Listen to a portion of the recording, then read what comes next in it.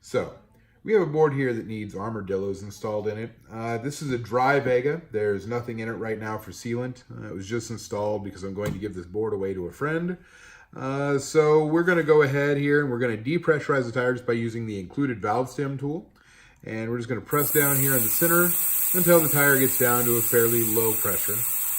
And we do that because if we take out the valve stem while it's at high pressure, there's some pretty good chance that we're going to have to go chase the valve core as it flies around the room. So there we go. Now you hear that air dropping down. That's about right. So now at this point we can take the tool. We're just going to stick it right in here. And we are going to get it settled down into the center of this around the valve core. And we're going to just turn it like we would a regular screw. And what that's going to do is it's going to loosen that valve core. And we're going to go ahead and take it all the way out here. And there we go. So now we have the valve core. We're going to set that to the side over here.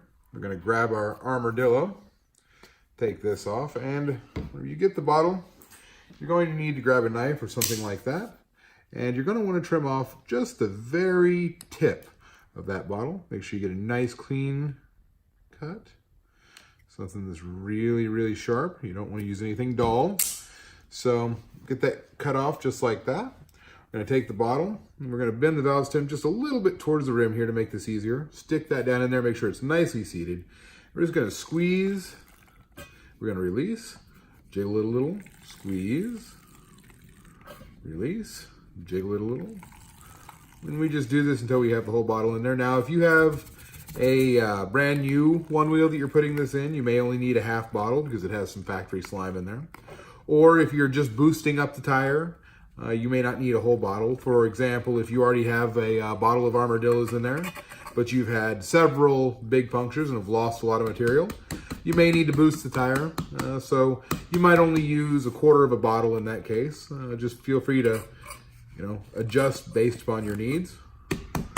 Once you get all that stuff out of there, if you tap it, you can get the bottle nice and clean. And when done well, absolutely no mess, completely clean bottle there. We're going to go ahead now. We're going to grab that valve core again. We're just going to toss it right in there like that. We use our valve tool and we just tighten that thing back up.